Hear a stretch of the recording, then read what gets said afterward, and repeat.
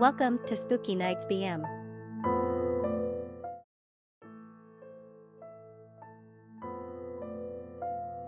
Today we will get to know about Robert Andrew Berdella, who is known as the Butcher of Kansas City. Robert Andrew Berdella was born on Jan 31, 1949, in Cuyahoga Falls, Ohio, USA.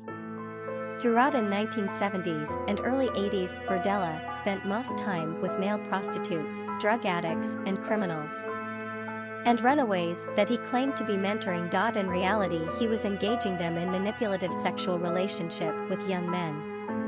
Berdella used his money and influence to create an imbalance of power in his relationship. He would use to control these young runaways, may have who had been prostitute or had been sexually abused. Berdella is believed to have killed his first victim on July 5, 1984. His first known victim was 19-year-old Jerry Howell. Berdella had promised to drive the youth to attend a dancing contest in Merriam. According to Berdella, he plied Howell with alcohol, diazepam and acepromazine both in his car and at his house until the youth became unconscious. He then injected Howell with a heavy tranquilizer before binding the youth to his bed. Howell was restrained to Berdella's bed for a period of approximately 28 hours.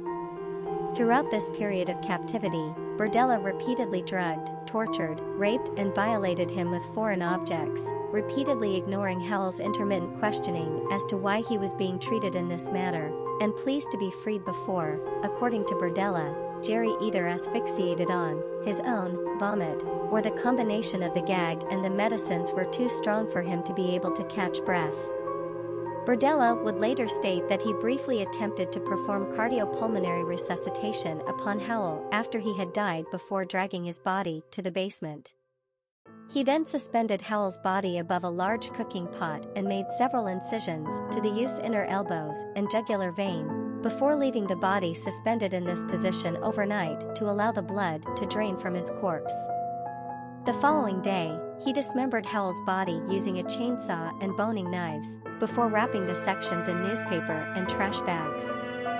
These bags were later placed inside larger trash bags, which Berdella placed outside for a garbage crew to collect and take to a landfill site. Later questioned by officers investigating Howell's disappearance, Berdella claimed to have driven the youth to Merriam as promised, and that the two had parted company close to Howell's intended destination.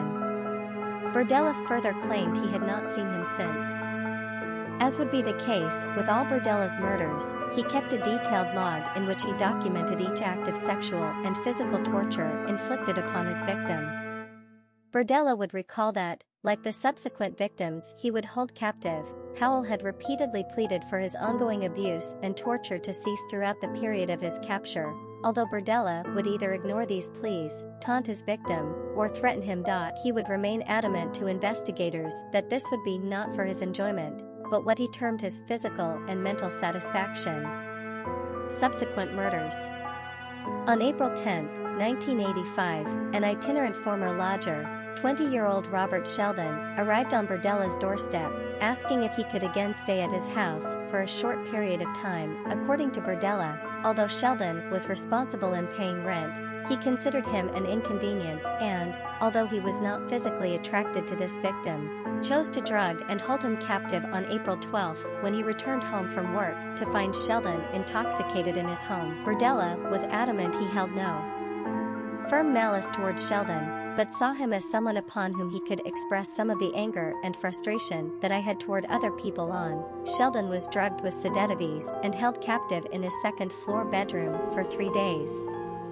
Enduring forms of torture such as the swabbing of drain cleaner in his left eye, the insertion of needles beneath his fingertips, the binding of his wrists with piano wire with the intention of permanently damaging the nerves in his hands, and filling his ears with caulking to reduce his hearing capacity.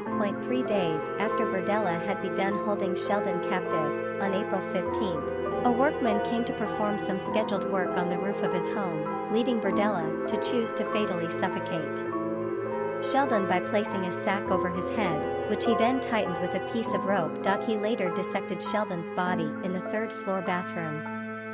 Drugged with sedatives and held captive in his second-floor bedroom for 3 days. enduring forms of torture such as the swabbing of drain cleaner in his left eye, the insertion of needles beneath his fingertips, the binding of his wrists with piano wire with the intention of permanently damaging the nerves in his hands, and filling his ears with caulking to reduce his hearing capacity.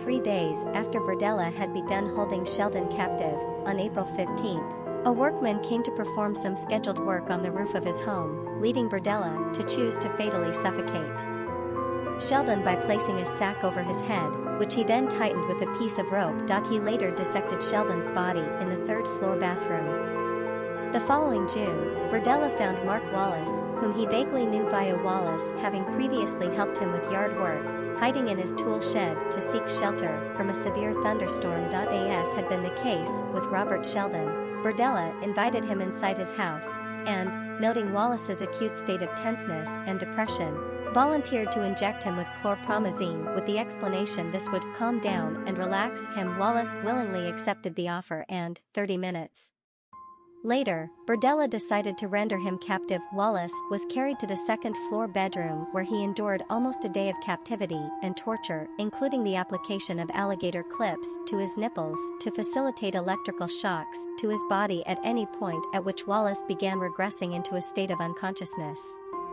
According to Berdella, 1 hour after his experimenting with hypodermic needles by inserting them into various muscles upon his victim's back, Mark Wallace died through a combination of the drugs, the gag, and the lack of oxygen. He noted this victim's time of death as being 7 p.m. on June 23. Wallace was carried to the second-floor bedroom where he endured almost a day of captivity and torture, including the application of alligator clips to his nipples to facilitate electrical shocks to his body at any point at which Wallace began regressing into a state of unconsciousness. According to Berdella, 1 hour after his experimenting with hypodermic needles by inserting them into various muscles upon his victim's back, Mark Wallace died through a combination of the drugs, the gag, and the lack of oxygen. He noted this victim's time of death as being 7 p.m. on June 23. Increase in brutality. On September 26, 1985, Berdella answered a phone call from an acquaintance named James Ferris, who asked to stay at Berdella's home for a short time. Berdella accepted with the specific intention of kidnapping Ferris, whom he arranged to meet at a bar that evening. Despite the brutality to which he had subjected his first 3 victims, Berdella claimed that Ferris was the first victim upon whom he intentionally inflicted torture. He also informed investigators there were occasions during his final 3 victims' periods of captivity when he ceased making additions to his abuse logs, because he assumed the victim would not be able to make it much longer. Berdella brought Ferris home and drugged him with crushed tranquilizers he had concealed in a meal, then tied him to his bed before torturing him almost constantly for approximately 27 hours. The torture included repeated administering of 7,700-volt electrical shocks to the shoulder and testicles for up to 5 minutes in each instance, and acupuncture via hypodermic needles to the neck and genitals. Ferris gradually became delirious, but Berdella continued his physical and sexual assaults until he noted in his log that Ferris was unable to sit up more than 10 to 15 seconds. The next entry read very delayed breathing, and finally, Berdella noted that Ferris died with a slang term he had used in his career as a chef, 86, which Berdella later explained meant anything from throw it out to stop the project. Todd Stoops was a 23-year-old drug addict and occasional prostitute who, alongside his wife, had twice lived briefly at Berdella's house in 1984. After Stoops and his wife moved out of Berdella's home the second time, Berdella did not see him again until a chance encounter at Kansas City's Liberty Memorial Park on June 17, 1986. Berdella invited him to his house with an offer of lunch, with an added incentive of sex, as Stoops stated he needed $13 to purchase drugs, the equivalent of about $35 as of 2023. Berdella would later stress to investigators he had been extremely physically attracted to Stoops, and this victim was held captive for 2 weeks before he died, with him gradually increasing his captive's terror to make him a cooperative and incapacitated sex slave. Berdella used electrical shocks through Stoops' closed eyes in an attempt to blind him and injected drain cleaner into his larynx to try to silence his screaming.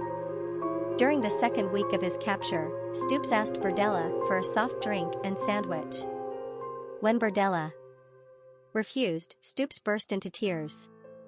On June 27, he ruptured Stoops' anal wall with his fist, causing bleeding and discharge. Towards the end of Stoops' captivity, he tried to feed his captive ice cream and soup, although Stoops wasn't able to keep anything down. By the final day of his captivity, Stoops was so weak, Berdella later stated he had been unable to breathe in a sitting position. On July 1, 1986, Stoops died. A forensic pathologist later testified that the ruptured anal wall caused septic shock, which proved fatal. Final victim. At 1 a.m. on March 29, 1988, Berdella abducted his last victim, a 22-year-old male prostitute named Christopher Bryson, whom he lured to his house upon the promise of payment for sex. At Berdella's home, Bryson was knocked unconscious with an iron bar, then bound to Berdella's bed, where he was subjected to similar methods of abuse and torture endured by previous victims, although in Bryson's case, Berdella repeatedly swabbed his eyes with ammonia, 23, before exclaiming to him, "The only things you need to think about are you, me, and this house." After several days, Berdella explained to Bryson he had begun to trust his captive, and that although he was willing to discuss aspects of the abuse and torture he was receiving, there would be no negotiations pertaining to his sexual abuse. Berdella finished this discussion with a stern warning, "I've gotten this far with other people before, and they're dead now, because of mistakes they made." Escape. By the third day of his capture, Bryson had earned sufficient trust from Berdella to persuade him to establish a daily regime of tying his hands in front of him after his sexual abuse rather than above his head and to the bed upon the excuse that Berdella's doing so was restricting the circulation to his arms. He had also persuaded Berdella to leave a television on within the room, with the remote control placed between his legs whenever Berdella was out of the room. However, he would later state to investigators that he had thought almost constantly about escaping. The following day, he managed to break free of his restraints by burning through them using a book of matches Berdella had inadvertently left in the room and within his reach when he had left the house to go to his place of work. Bryson then managed to escape from the house by jumping from a second-floor window, wearing nothing besides a dog collar around his neck, breaking a bone in his foot in the process. He then ran toward a meter reader walking across the other side of the street, shouting for them to call the police. 24. The meter reader led Bryson to the house he had been approaching, whereupon the occupants promptly called the police, who arrived minutes later. Questioned at the scene by 4 officers, Bryson initially claimed he had been hitchhiking when abducted by Berdella, who had kidnapped, raped, and tortured him for 4 days before he escaped by jumping from a window on the second floor of the property. 25. Berdella had kept him bound to a bed on the second floor of the house throughout much of the time he had been held against his will, repeatedly sodomizing him, drugging him, and injecting his throat with drain cleaner to diminish his ability to speak loudly. As Bryson spoke, the officers also noted that in addition to the dog collar and broken foot, Bryson had red, swollen eyes, and visible scars and welts across his entire body. 2 officers were told to maintain a discreet surveillance of the property, as Bryson was driven to the Menorah Medical Center, accompanied by a 3rd officer, for treatment as the 4th officer radioed the Kansas City Police Department, KCPD, to request a formal search warrant of the property be drafted. For more interesting content like this, please do subscribe and press the bell icon.